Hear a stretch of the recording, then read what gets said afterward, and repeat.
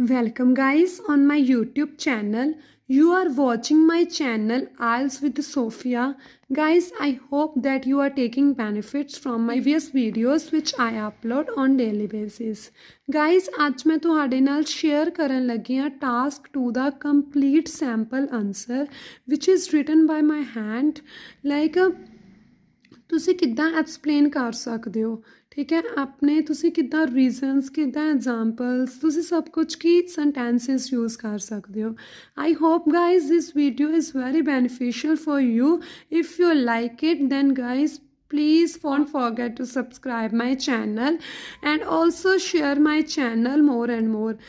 If I am sharing with you my sample answer of this task too, then I think you should also share my channel with your friends.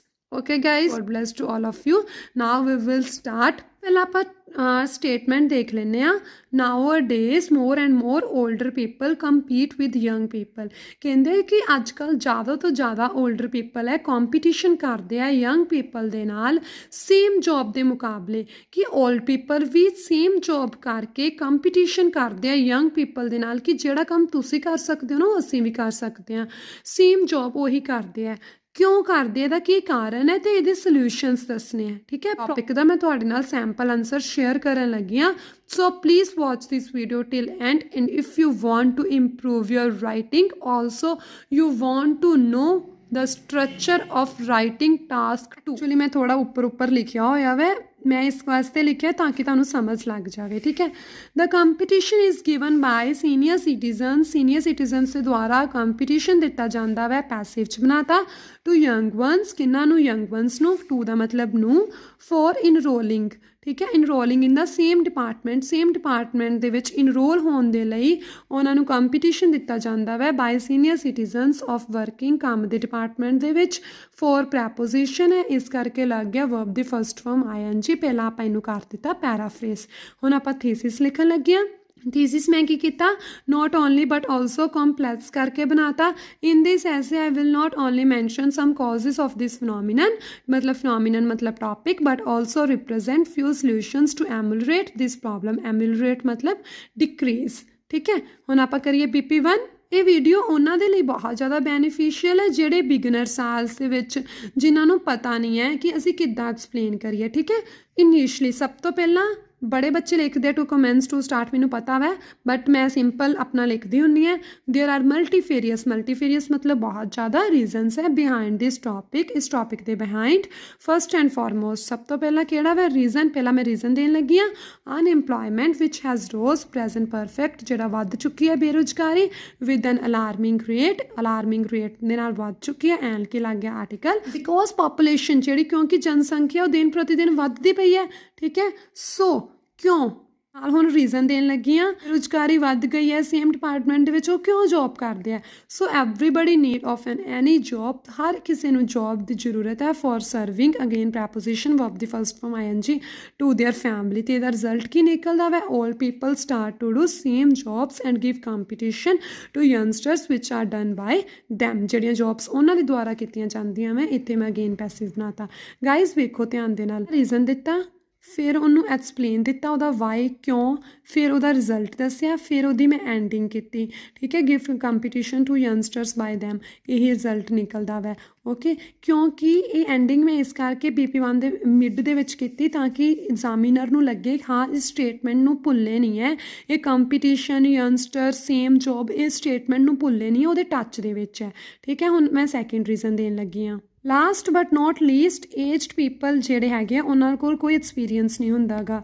ਠੀਕ ਹੈ, as well as ਉਹਨਾਂ ਦੇ ਕੋਲ ਕੋਈ technical job ਨਹੀਂ ਹੁੰਦੀ ਗੀ, ਉਹਨਾਂ ਨੂੰ ਕੋਈ ਟੈਕਨੋਲੋਜੀ ਦੀ ਕੋਈ ਨੌਲੇਜ ਨਹੀਂ ਹੁੰਦੀ ਕਿ ਕੌਨਸੀਕੁਐਂਟਲੀ ਇਹਦਾ ਰਿਜ਼ਲਟ ਕੀ ਨਿਕਲਦਾ ਵੈ? ਵੈਨ ਦੇ ਟਰਾਈ ਟੂ ਇਨਰੋਲ, ਜਦੋਂ ਆਪਣੇ ਆਪ ਨੂੰ ਇਨਰੋਲ ਕਰਦੇ ਆ, ਦੇ ਡੂ ਨੋਟ ਗੈਟ ਸਕਸੈਸ, ਉਹ ਸਕਸੈਸ ਨਹੀਂ ਹੁੰਦੇ ਗੇ. ਉਹਨਾਂ ਨੂੰ ਕਿਉਂ ਨਹੀਂ ਨੌਲੇਜ ਹੈਗੀ ਕਿ ਪੁਰਾਣੇ ਜ਼ਮਾਨੇ ਨੂੰ ਬਿਲੋਂਗ ਕਰਦੇ ਆ. ਠੀਕ ਹੈ, ਹੈਂਸ ਫਿਰ ending. These are the main reasons that gray-haired individuals prefer to do same work which their adult perform. ठीक है, आई होप ਤੁਹਾਨੂੰ ਸਮਝ ਲੱਗ ਗਈ ਹੋਵੇਗੀ. ਪਹਿਲਾ ਰੀਜ਼ਨ, ਫਿਰ ਐਕਸਪਲੇਨ, ਫਿਰ ਐਂਡਿੰਗ. ਹੁਣ ਆਪਾਂ ਕਰੀਏ BP2. ਡਿਸਪਾਈਟ ਹੁੰਦਾ ਵਾ ਇਸ ਦੇ ਬਾਵਜੂਦ. ਠੀਕ ਹੈ, ਜਾਂ ਇਸ ਦੀ ਬਜਾਏ, ਮਤਲਬ ਕਿ ਇਸ ਇਸ਼ੂ ਨੂੰ ਵਧਾਉਣ ਦੀ ਬਜਾਏ ਜਾਂ ਇਸ ਇਸ਼ੂ ਨੂੰ ਵਧਾਉਣ ਦੀ ਬਾਵਜੂਦ ਵੀ ਕੁਝ ਸਟੈਪਸ ਲਏ ਜਾਣੇ ਚਾਹੀਦੇ ਹੈ ਕਾਦੇ ਇਸ ਪ੍ਰੋਬਲਮ ਨੂੰ ਸੋਲਵ ਕਰਨ ਦੇ regarding to the given concept can be managed. B ਹੈ ਗਾਈਸ, ਇਹਦੇ ਨਾਲ ਹਮੇਸ਼ਾ ਲੱਗਦਾ ਵਾ ਵਰਬ ਦੀ ਥਰਡ ਫਾਰਮ, ਇਹ ਤੁਹਾਡਾ ਮੋਡਲ ਪੈਸਿਵ ਬਣ ਗਿਆ। Firstly government should incline the vacancies in that job which can be performed. Again ਤੁਹਾਡਾ ਮੋਡਲ ਪੈਸਿਵ ਬਾਈ ਓਲਡ ਵਨਸ। ਗਵਰਨਮੈਂਟ ਨੂੰ ਕੀ ਕਰਨਾ ਚਾਹੀਦਾ ਵਾ, ਜੋਬਸ ਦੀ ਵੈਕੈਂਸੀ ਵਧਾ ਦੇਣੀ ਚਾਹੀਦੀ ਹੈ ਜਿਸ ਦੇ ਵਿੱਚ ਸੀਨੀਅਰ ਸਿਟੀਜ਼ਨਸ ਇਨਰੋਲ ਕਰ ਸਕਦੇ ਆ ਆਪਦੇ ਆਪ ਨੂੰ, ਠੀਕ ਹੈ। ਇਨ this way they can get chance to show their knowledge, ਉਹ ਆਪਣੀ ਨੌਲੇਜ ਸ਼ੋ ਕਰ ਸਕਦੇ ਜੇ ਆਲ ਪੀਪਲ ਕੋਲ ਹੈਗੀ ਹੈ, ਠੀਕ ਹੈ, ਇਨ ਫਰੰਟ ਆਫ ਅਦਰਸ ਜਾਂ ਫਿਰ in front of whole public. Second reason ਕੀ ਹੈਗਾ ਵੈ, several camps should be organised in which they can learn about the technical skills ਦੇ ਬਾਰੇ ਵੀ ਕੈਂਪ ਲਗਾਏ ਜਾਣੇ ਚਾਹੀਦੇ ਹੈ ਤਾਂ ਕਿ ਉਹ ਕੁਛ ਨਾ ਕੁਛ ਸਿੱਖਦੇ ਰਹਿਣ, ਠੀਕ ਹੈ, ਲਾਈਕ ਅ ਸਿਲੀਕਨ ਵੈਲੀ।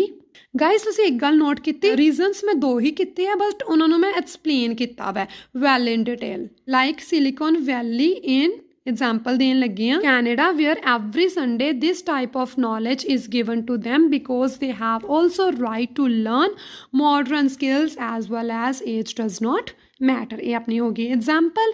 ਅੱਗੇ ਆਪਾਂ ਕੰਕਲੂਜਨ ਕਰਨ ਲੱਗੇ ਹਾਂ। ਬੜੇ ਬੱਚੇ to conclude to sum up ਲਿਖਦੇ ਆ, ਮੈਂ ਇੱਕ ਵੀਡੀਓ ਵੀ ਸਪੈਸ਼ਲ ਬਣਾਈ ਸੀ ਕੰਕਲੂਜਨ 'ਤੇ ਕਿ ਹੈਵਿੰਗ ਕੰਕਲੂਡਡ ਲਿਖ ਦਿਆ ਕਰੋ, ਇਹਦੇ ਨਾਲ ਤੁਹਾਡਾ ਜੀਰੰਡ ਵੀ ਸ਼ੋ ਹੋ ਜਾਂਦਾ ਵੈ। ਅਤੇ ਜਿਹੜੀ ਹੈਜ਼ ਹੈਵ ਹੈਡ ਹੁੰਦੀ ਹੈ ਉਹਦੇ ਨਾਲ ਹਮੇਸ਼ਾ ਵਰਬ ਦੀ ਥਰਡ ਫਾਰਮ ਲੱਗਦੀ ਹੈ। ਤਿੰਨੋਂ ਐਚ ਤੋਂ ਪੈਂਦੇ ਆ ਨਾ, ਵੇਖੋ ਹੈਵ ਹੈਜ਼ ਹੈਡ ਤਿੰਨੋਂ ਐਚ ਤੋਂ ਪੈਂਦੇ ਆ, ਤਾਂ ਫਿਰ ਤਿੰਨਾਂ ਨਾਲ ਕਿਹੜੀ ਫਾਰਮ ਲੱਗਦੀ ਆਲਵੇਜ਼ ਵਰਬ ਦੀ ਥਰਡ ਫਾਰਮ। ਆਲਦੋ ਯੂਜ਼ ਕੀਤਾ ਵੈ, ਭਾਵੇਂ ਅੱਜ ਇਹ ਇਸ਼ੂ ਹਾਈ ਲੈਵਲ 'ਤੇ ਪਹੁੰਚ ਚੁੱਕਾ ਵੈ, ਬਟ ਕੋਮੇ ਦਾ ਮਤਲਬ ਕੀ ਹੈ ਬਟ, ਆਲਦੋ ਦੇ ਨਾਲ ਹਮੇਸ਼ਾ ਕੋਮਾ ਯੂਜ਼ ਕਰਿਆ ਕਰੋ ਬਟ ਦੀ ਜਗ੍ਹਾ ਤੇ।